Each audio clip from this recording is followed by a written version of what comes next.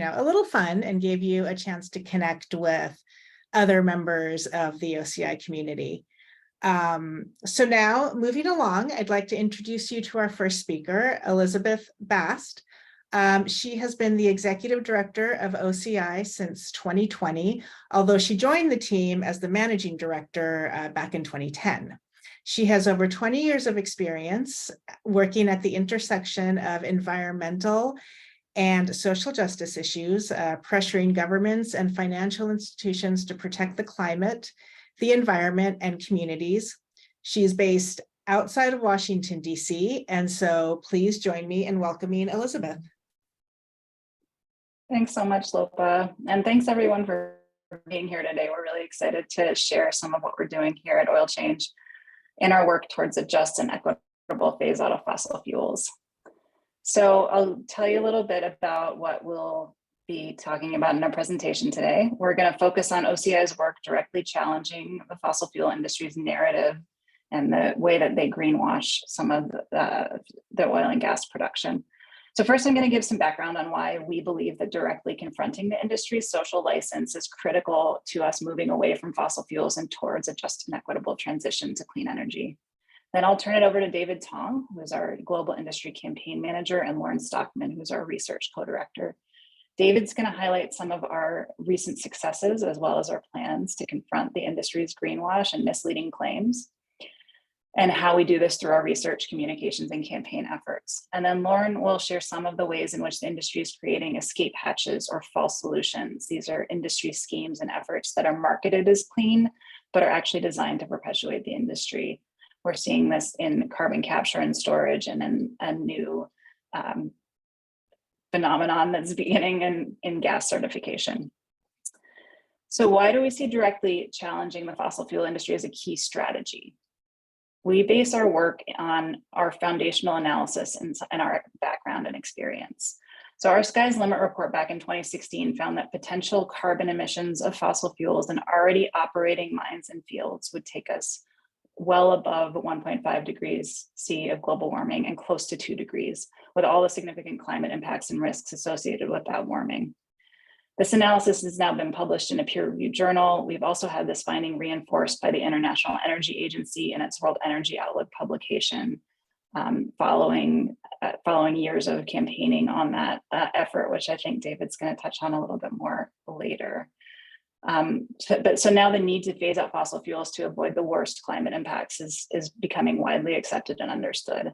But beyond the threat to our climate, our decades of experience with the oil and gas industry also continues to demonstrate just how much harm oil and gas production brings to communities and the environment, and how little the industry contributes to development or economic well-being.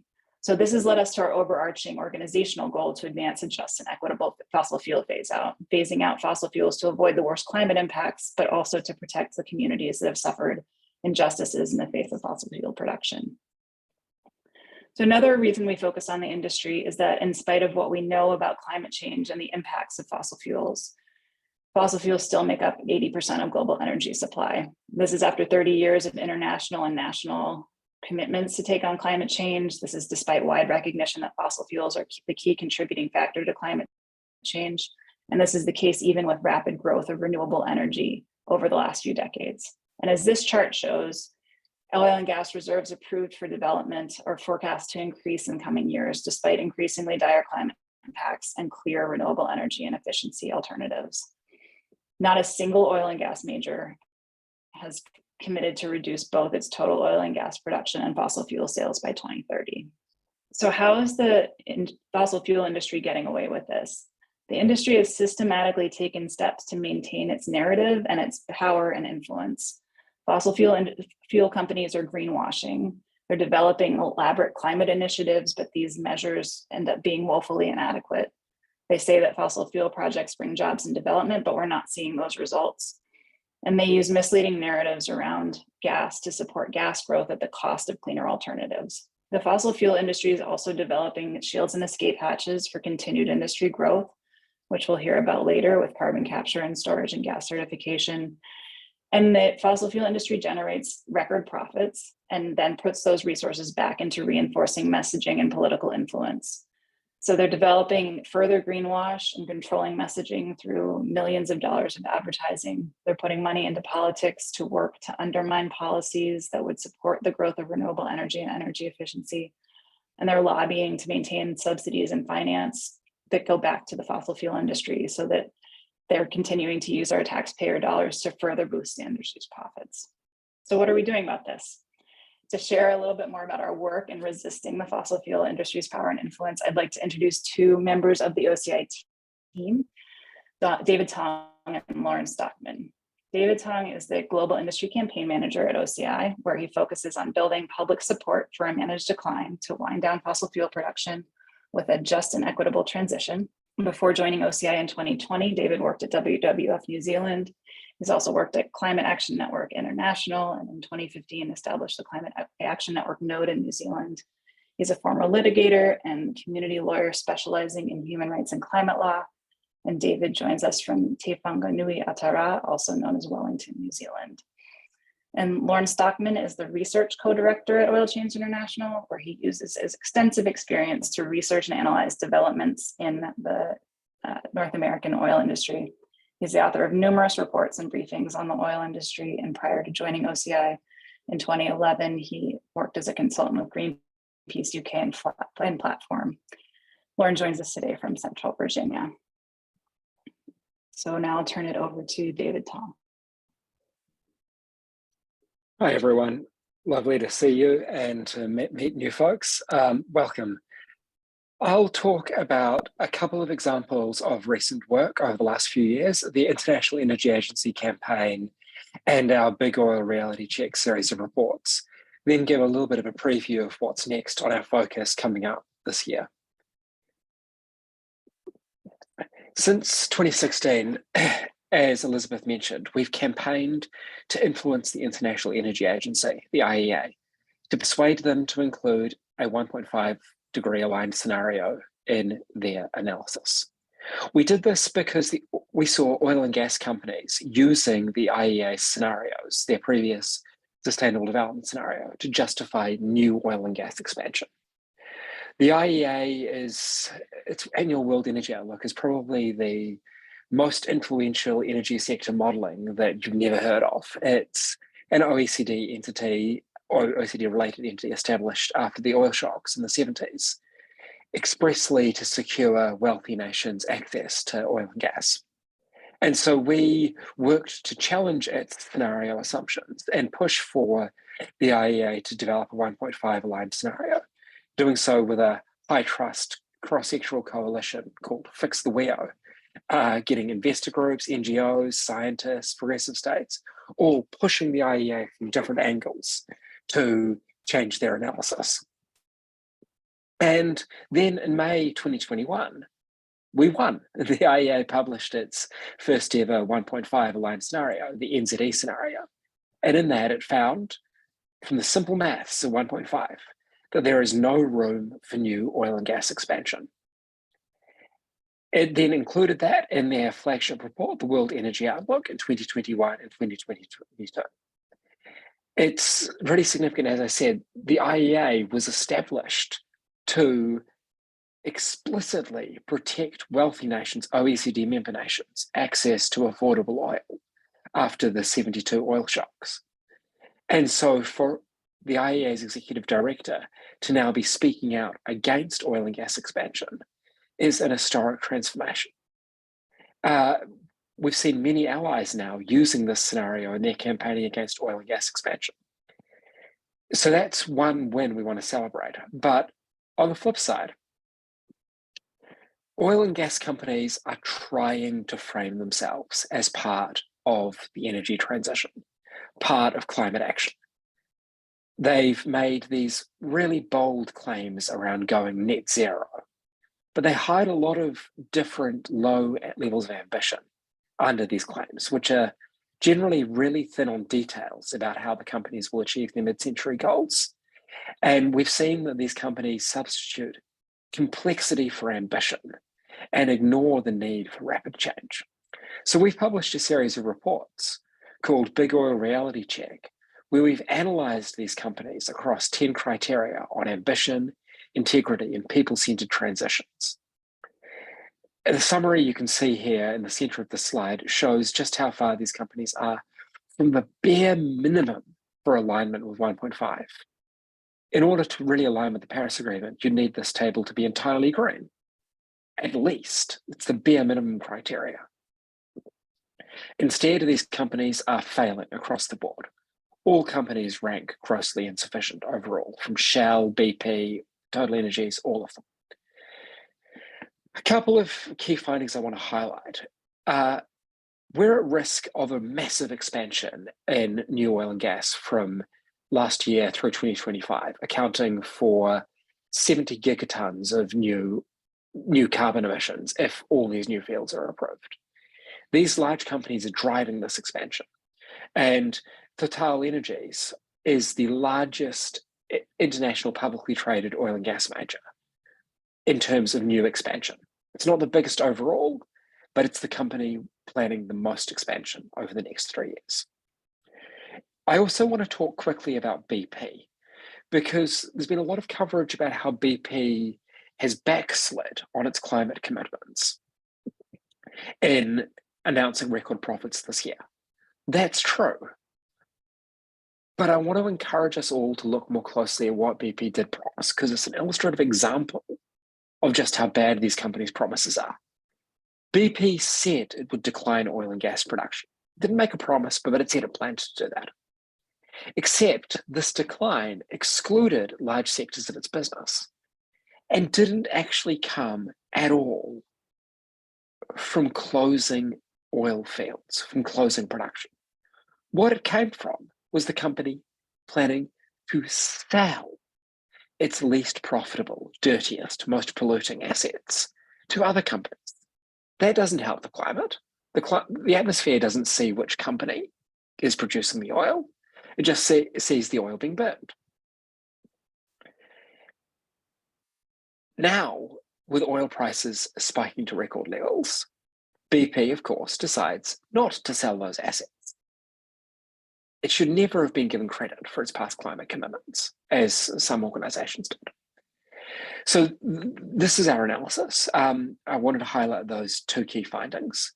We've presented these findings to investor groups, to banks, to a number of different sectors. One I want to highlight is that our allies at Fossil Free Media, the Clean Creatives campaign, who work to shift creative agencies away from working with oil and gas companies, say that this simple visual table has been really influential and really useful in their work in persuading advertising and marketing agencies to stop working with oil and gas companies. So that's what we've done recently. What's next? I'll talk first about what's coming up next in our Big Oil Reality Check series of work. Over the next month, it's AGM season for these big oil and gas companies. They're meeting with shareholders, announcing huge dividends, and trying to do a PR campaign, in effect. So we're transitioning from having a single PDF report to a website where we can update individual companies, one company at a time. We're publishing company-specific updates for 4 of the big companies over the coming month.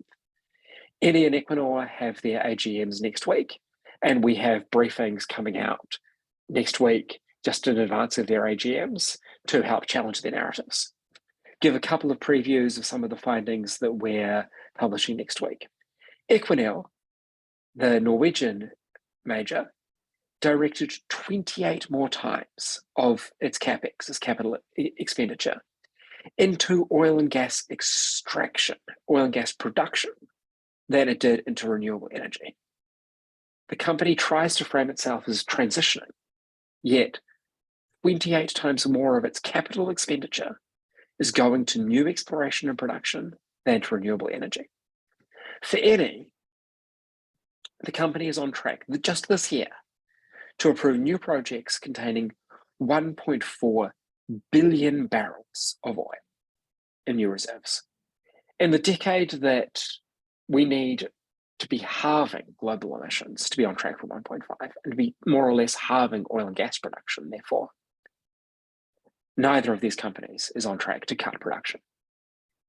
Equinor is growing its production 3% this year and will be producing as much oil and gas in 2030 as it did last year. Eni is planning to grow its production by 3% on average each year this decade. So it will be producing more oil and gas in 2030 than it did in 2020. That's disastrous. And so we're also looking at seeing how we can support allies. Where existing cross-national campaigns targeting these companies don't exist, we want to work to connect partners and support allies working to fight against oil and gas projects in individual countries with other organizations working in these big oil and gas companies' headquarter countries like Norway for Equinor or Italy for Eni, with in-country allies fighting against those companies so that they can work together to have greater impact. The other big area to highlight this year is the climate negotiations. In Glasgow 2 years ago, for the first time, they mentioned the elephant in the room in the climate talks. Fossil fuels were debated in the cover, in the decision text for COP26. That was then watered down to talking about just phasing down unabated coal. But this fight to get language around calling for countries to phase out fossil fuel power generation became a huge fight at COP27 last year. Over 80 countries called for some kind of fossil fuel phase out. And yet Egypt, the president, the host of that COP, ignored those calls. Instead, slipping weasel words allowing for more gas production at the last hour, 3 a.m. on Sunday morning, a day after the negotiations were supposed to finish.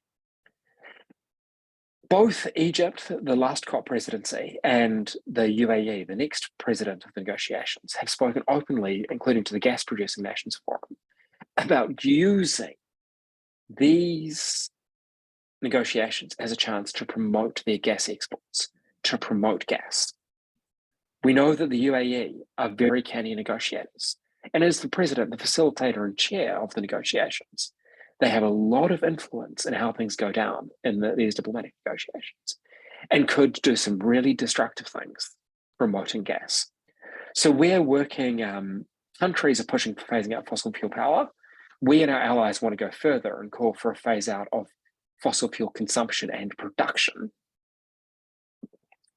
The UAE has just in the last day said that they support a phase out of fossil fuel emissions, which sounds good. We want to end emissions, right? But the problem is that by moving away from phasing out either fossil fuel production or actual fossil fuel burning in power stations to this more nebulous concept of fossil fuel emissions, the UAE is opening the door to carbon capture and storage and other false solutions. We're also working to challenge these false solutions, and I'll hand over to my colleague Lorne to talk about our work on false solutions.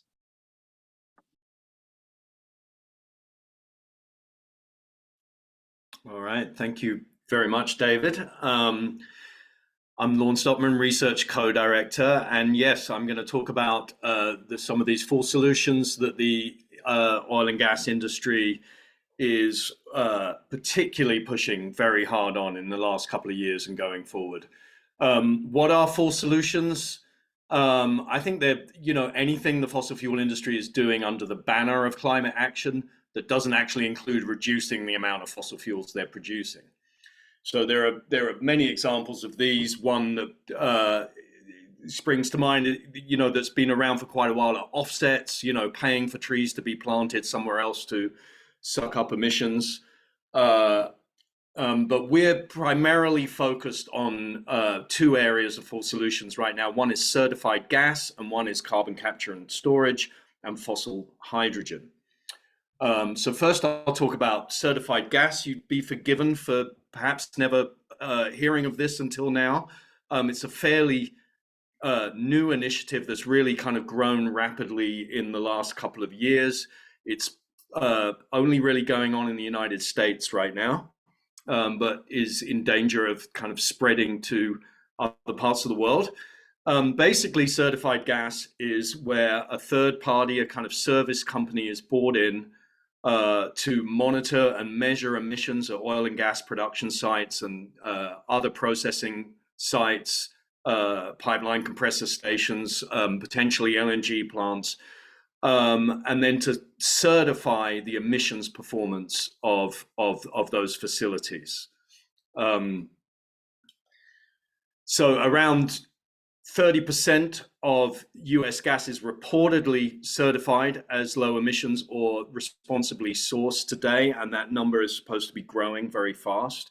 And just to say that this emissions performance is primarily focused on methane, which is is a climate super pollutant, many times more powerful than carbon dioxide. So about 30% of US gas is reportedly certified today.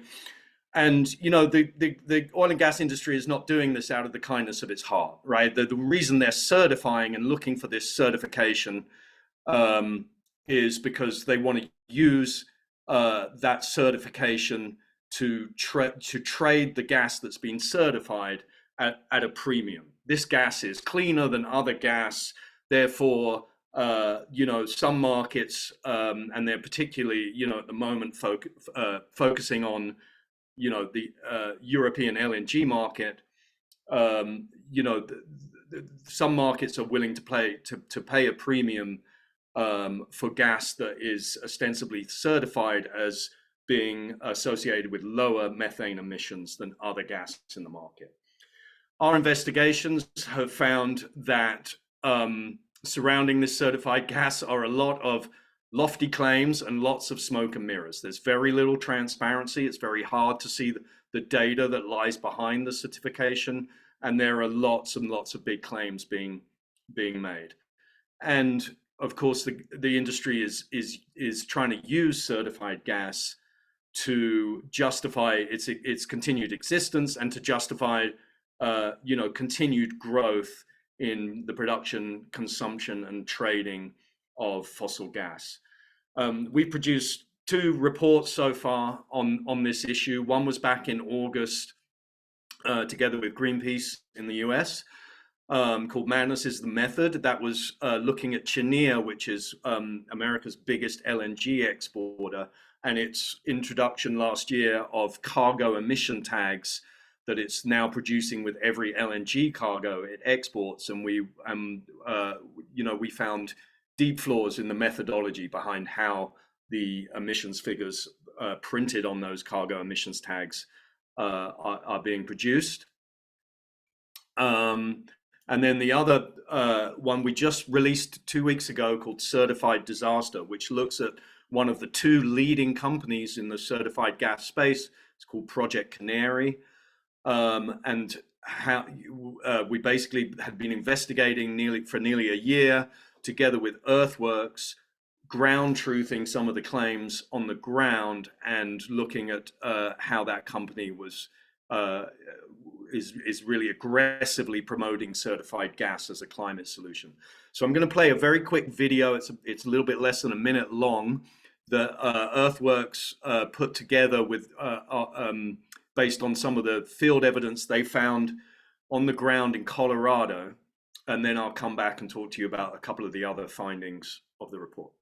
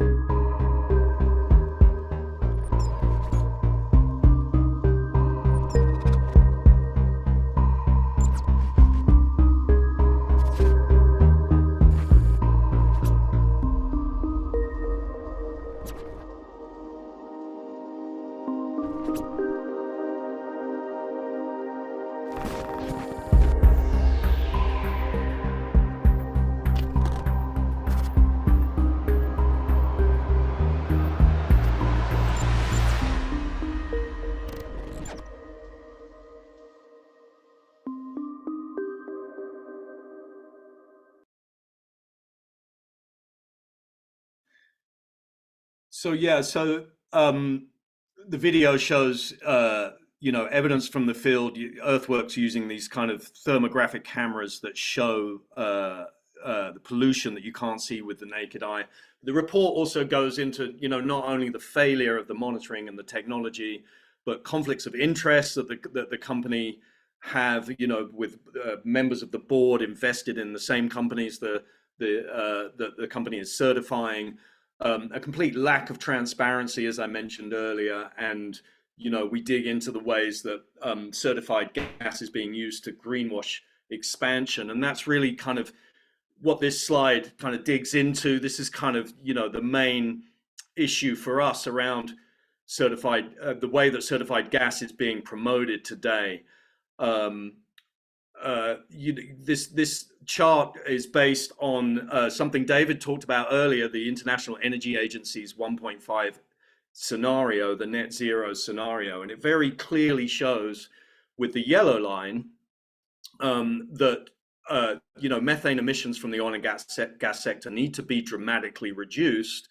There's a great expectation, partly as a result of what some of these companies are saying around what they can achieve with methane reduction. There's a great expectation of methane being reduced in this decade, and then being reduced further out to 2050.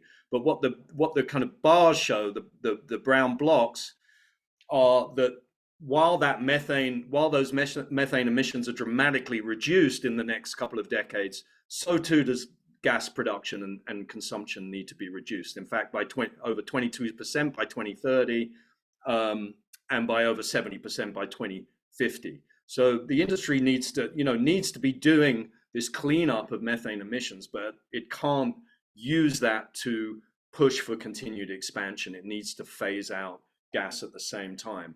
And that gas production decline is based on very optimistic assumptions in the NZE. It's one of our main criticisms of the net zero emission scenario, that there are very optimistic assumptions about carbon capture and storage and what that can achieve in this time frame. And the fact is that rapid methane reduction without a production decline is not really feasible. So moving on to carbon capture and storage. I don't know how many of you are familiar with this. It's actually been around for quite a long time. In fact, the first carbon capture and storage facility was first built in the early 70s, but it's been a technology that has stagnated for much of the last 50 years. It's had various periods when it's come into favor and governments have thrown a lot of money at it. And we're in one of those periods right now. Carbon capture is a classic fossil fuel industry, what I call a fossil fuel industry non-solution, primarily because it requires more fossil fuel for the same amount of energy delivered, and that's where oil and gas is needed to actually drive the capture process.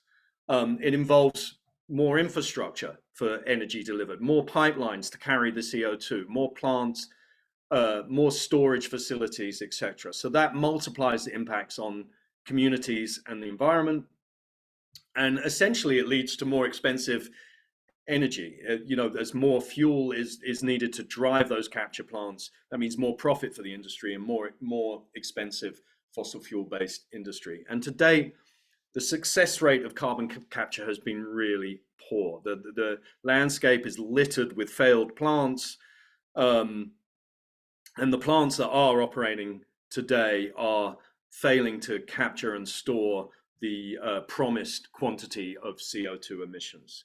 The chart on the left actually comes from the Intergovernmental Panel on Climate Change's latest report, and it is kind of excerpt showing what that report sees as the most effective and inexpensive or expensive technologies for mitigating emissions.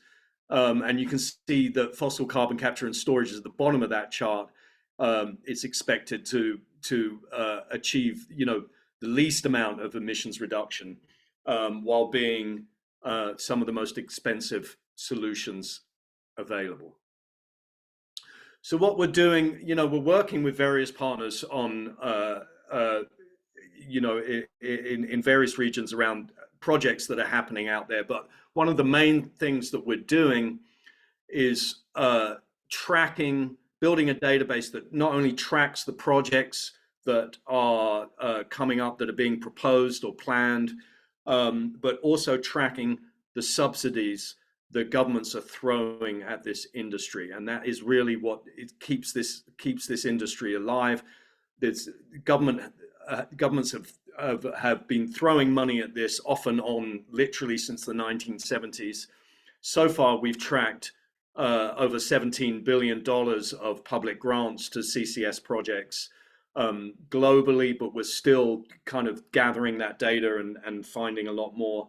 More pertinently, really, is that in the last couple of years alone, governments have pledged hundreds of billions in new public finance for CCS in an effort to kind of finally get this industry going, which we expect will end in failure. We've made this database already available to some of our partners working on this issue under a kind of in a kind of protected space, but we're working to release the database with a kind of internet-based interface by the end of this year. So that just brings me on to looking forward to what to the areas of this work that are coming in the next couple of years. I'm sorry, towards the end of this year. We've just released that certified disaster report I talked about earlier. The oil major AGMs are coming up, as David discussed, just in the next couple of months, weeks and months. And David has mentioned that we're working on making the big oil reality analysis a live website in the next few months, and then we'll be present at a number of international meetings leading up to the COP at the end of the year, where we'll be pushing for fossil fuel phase out. So that's just a very quick run through of what we've got coming up in the next year. And I think that brings us to Q&A. Yeah, thank you. So yeah, we will get to your questions in just a moment. So you can start putting them in the chat. Also we're a fairly intimate group. So if we want to just have more of a discussion, feel free to raise your hand on the little reactions down there and we can call on you, whatever you're most comfortable with. But before we do that, I just want to say thank you to David, Lauren, and Elizabeth for that in-depth look at what OCI is doing. And then thank you all. It really goes without saying that your support is what makes this work possible. So yeah, thank you very much. But of course, I wouldn't be doing my job if I didn't make a specific ask of you. So here are two. If you haven't made a financial donation to OCI yet, please consider doing so. Any amount will support the amazing work that you've been hearing about this evening. Better yet, consider becoming a monthly donor. Even $5 or $10 a month makes a huge difference. I am putting the donate link in the chat right now to make it easy. There you go. And then the other thing you can do to help really is spread the word. We need to bring more people like you into the OCI community of activists and supporters. So you can help by telling people, forwarding our emails and our social media, or even invite friends to join us at these briefings that we are holding twice a year. The next one will be in November, and we're working on featuring some entertainment as well as information about other OCI programs. So that should be a lot of fun. Because honestly, together we can build a healthier, cleaner, and more just world. And so with that, let's get to questions. And I know Julie had a question in the chat. Who are these third parties certifying clean gas? So Lauren? Hi, sorry, I was just trying to find the mute button. Yes, well, so one of them is the this company Project Canary that we did this report about. Project Canary is a company that's kind of grown very fast in the last 5 years. It's attracted over $100 million of investment and has used that to kind of buy out other technology companies and kind of buy their technology and grow very fast in this space. It's a Colorado-based company, and its CEO is a fellow called Chris Romer, who used to be a leading Democrat in the state. He describes himself as the last Democrat for fracking. So he's an interesting guy.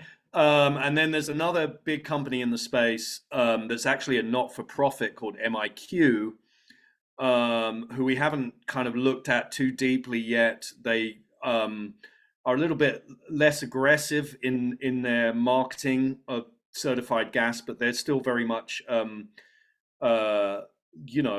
there pushing this as a solution, and we do plan to kind of look at them a little bit more deeply in the future. But one of the things that has been written about in the media recently around this whole certified gas issue is that these two major players in the US space, Project Canary and MIQ, have completely different methodologies. They're using different technologies, different methodologies, and so they're kind of making the rules up as they go along, and there are no standards for this. So that's another issue that we kind of dug into in terms of the lack of data transparency, the lack of standards, the fact that anyone who is paying a premium for certified gas doesn't really know what it is they're getting and how credible the claims that are made about the emissions reductions really are.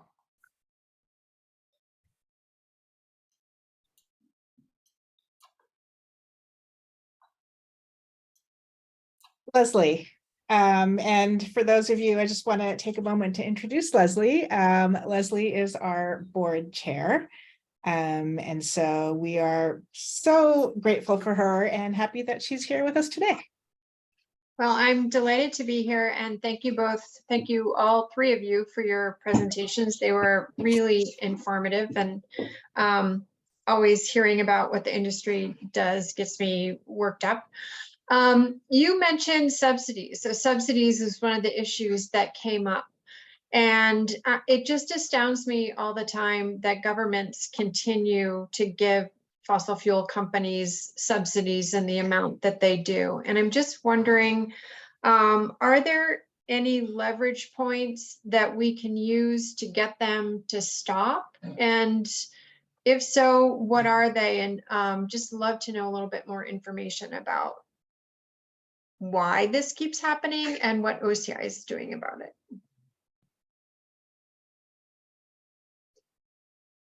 Well, I can start. I think Lauren mentioned subsidies too, though, so I'll go next.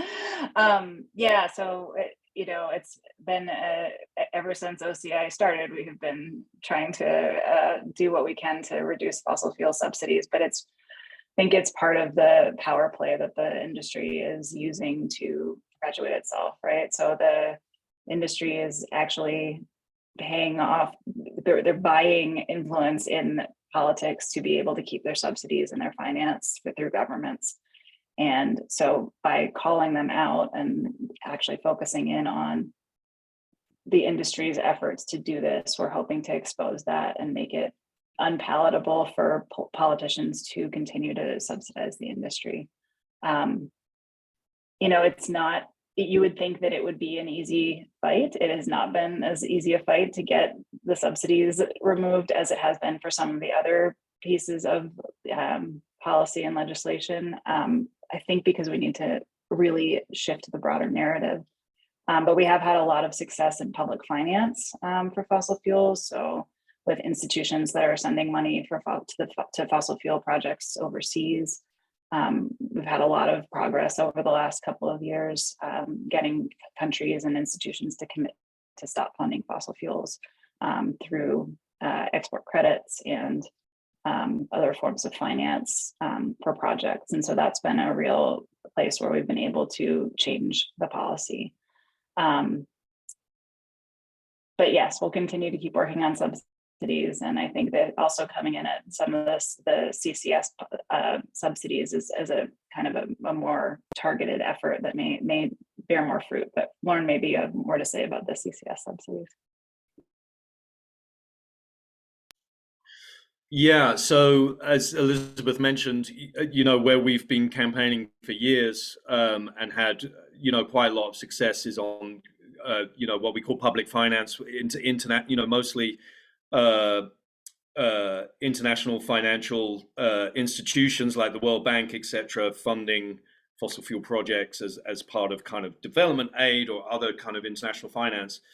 So the subsidies that we're tracking for the CCS database are actually really quite different. They're generally domestic subsidies. They're governments funding projects in their own countries in an effort to kind of, kickstart an industry which has failed time and time again over the last 50 years. But maybe this time it will work. That's what seems to be the narrative right now. I think, initially our strategy is to shine a light on it and expose it. Not only the money that has gone into failed projects that that never achieved their goals, which is, a lot of them 17 billion that we've already tracked in terms of grants that have gone out already over the years, but also, kind of shining a light and exposing how much governments are now pledging to spend in the future if this industry takes off. So I think that's kind of the point of the database is to kind of hold both governments and the companies involved to account, and take that initial first step of kind of shining a light on something that's not widely known and publicized.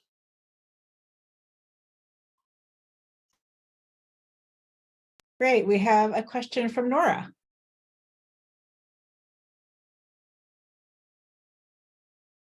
Can you hear me now? Yes. I want to know if OIC is examining another fake technology, which is hydrogen production and also direct air capture, because those are also false solutions that are being promoted and funded by our government.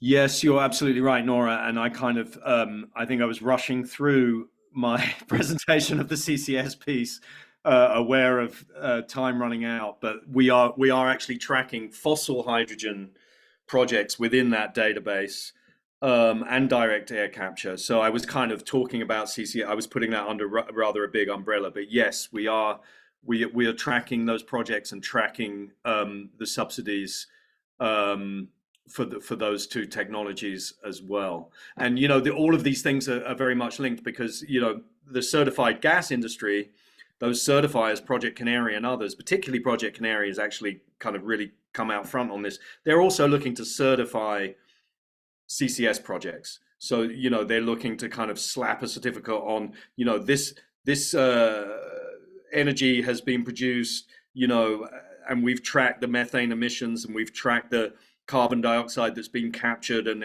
it's being stored, and they're kind of selling themselves as being, having the technology and the capacity to actually certify that whole process. They haven't actually done it yet, but we've seen evidence that they're trying to sell that as a new service that they can offer. So a lot of these full solutions are connected in various ways.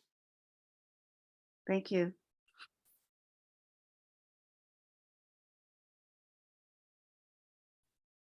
Hey, well, I see. What is fossil hydrogen?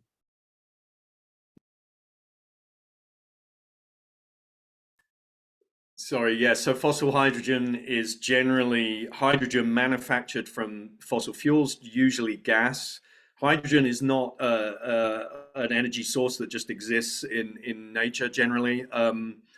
like oil and gas exists deep underground. You have to actually manufacture it, and you can manufacture it in various different ways. Today, most hydrogen is actually manufactured at oil refineries using natural gas, using fossil gas, in a kind of chemical reaction process that converts the methane into hydrogen. There's a lot of interest in producing hydrogen through electrolysis, which is another process which is generated from electricity. You could use wind and solar to make hydrogen through electrolysis. That's certainly a better way to make hydrogen, but there are still a lot of issues with hydrogen, even if you make it from wind and solar. Hydrogen is actually a greenhouse gas. If it's released into the atmosphere without being combusted, it actually has a global warming potential. There are safety issues. There are a lot of just cost issues involved in trying to transport and export hydrogen in the same way that we do with gas today. So but you asked what fossil hydrogen is. That's what fossil hydrogen is. Okay. Well, we are at time. So thank you all for your wonderful questions. I think just, if we could do a quick speed round. Leslie had a great question that I would love to be able to end on. Do you think there's any scenario in which fossil fuel companies could be part of the solution, could help speed up the transition to renewable energy? Maybe hoping to end things on a little bit of a positive note, but I don't know.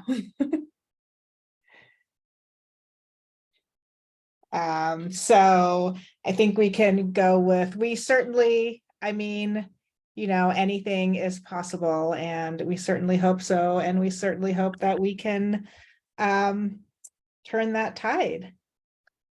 If I can jump in on yeah. that one, we wouldn't expect a tobacco company to play a role in curing lung cancer. And I don't think we should expect the companies that have profited the most and done the most to cause this crisis to play a big role in solving it. The one example people lift up is a Danish company, Ørsted, that transitioned from being a fossil fuel company to a giant wind electricity company, basically. So there is that possibility and that precedent. But the problem is that when you look at what Ørsted did, it did that by selling all its fossil fuel assets to other companies that are still producing oil and gas. And so while there may be ways for parts of some of these oil majors' businesses to become part of the energy transition, the idea that they can do that where their business model is still 95% based on selling fossil fuels, it's like asking for an arsonist to light less fires and patting them on the back, or for a tobacco company to help us cure lung cancer. There's no signs that these businesses are going that way, but there are signs that people in communities are stopping these businesses, and that these businesses are seeing the writing on the wall.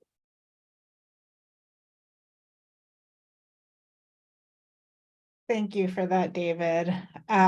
So yeah, once again, thanks to all of you for joining us this evening. Like I said, we are going to do another one in November, so I hope that you'll be with us then as well. And again, please, when we do send out that invitation, please think of people who you think could join us and can become a part of this incredible community of activists that you all inhabit. So thank you all again, and have a wonderful rest of your evening. Thank you. Thank you all so much. Thank you. Bye. Thank